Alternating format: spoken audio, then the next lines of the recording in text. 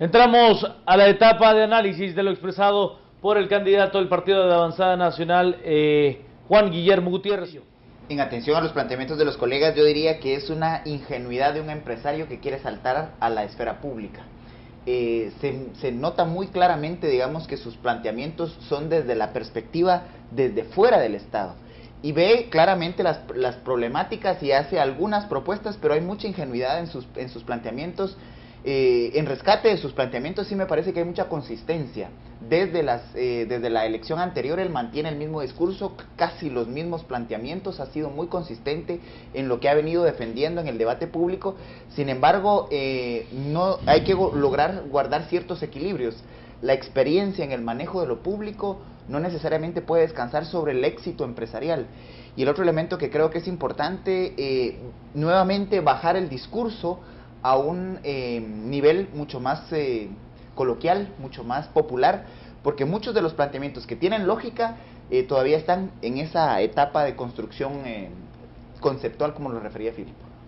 Y cuando se va desmenuzando y hay el tiempo de escudriñar detalles de esa propuesta conceptual, pues muchas veces pareciera que están muy en el aire. Por ejemplo, cuando se habló del plan del combate contra la corrupción, es un plan muy amplio, y cuando Alex preguntaba sobre las reformas legales, resultaba que no había que hacer las reformas. Creo que ahí hubo una contradicción en las respuestas del candidato.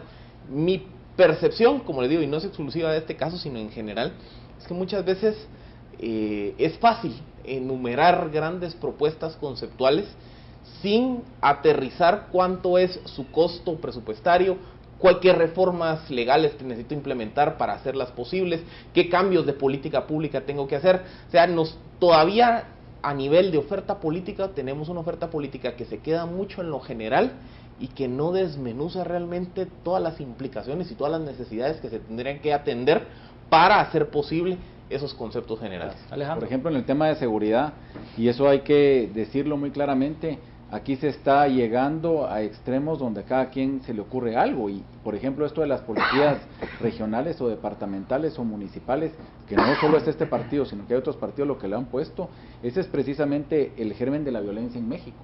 Tenemos que tener mucho cuidado, sobre todo quiénes son los alcaldes en Guatemala, cómo están llegando esos alcaldes en Guatemala, esos cacicazgos. Imaginemos que van a tener mini ejércitos institucionalizados.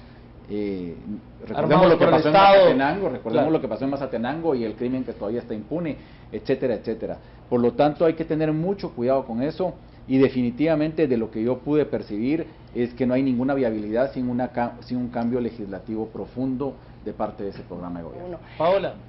En defensa de los programas conceptuales, daría poco tiempo en una charla de este formato empezar a precisar programas, pero sí noto que se quedan algunas ambigüedades.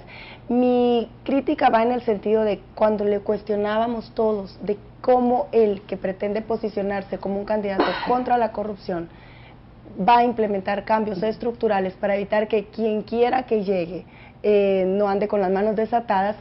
Él ubicaba en primer lugar la necesidad de que sea un presidente honesto y correcto, y hablaba de que el PAN está saneado. Creo que el señor Gutiérrez camina sobre un piso de cristal, porque no creo en este momento que todos los cuadros que conforman sus alcaldías, diputaciones y la gente que lo acompañe esté exenta de fiscalizaciones, ya sea en su haber actual o pasado.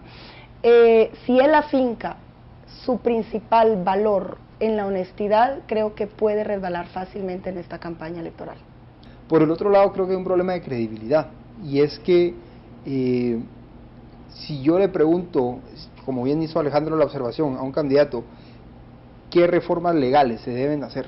Y esta persona me da una respuesta que me indica que no piensa contar con una bancada grande en el Congreso. Digamos que ahí hay un problema en el sentido de que yo no confiaría en un candidato que creo que no puede, que no cree él mismo que puede ganar y que puede lograr esos objetivos. ¿Me explico? O sea, creo que es necesario plantearle a la ciudadanía qué haría, por ejemplo, una bancada pequeña en el Congreso con las propuestas que él tiene, qué haría él de llegar a la presidencia con una bancada débil, por ejemplo, o qué puede continuar haciendo desde afuera de la presidencia para lograr estas propuestas, porque algunos de nuestros televidentes también hacían la observación este candidato aparece cuando hay elecciones y desaparece los otros 4 años. Coincido, el gran cáncer de esta sociedad es la corrupción, pero la corrupción no es simple y sencillamente cambiar a las personas y darme un baño de pureza y decir yo lo soy. Allí se requiere un trabajo mucho más profundo, un trabajo que incluya límites al poder, pesos y contrapesos que funcionen en todas las instituciones del Estado. No se puede pensar que tan solo con tener un presidente honesto usted va a cambiar un sistema que está cooptado hasta lo más profundo.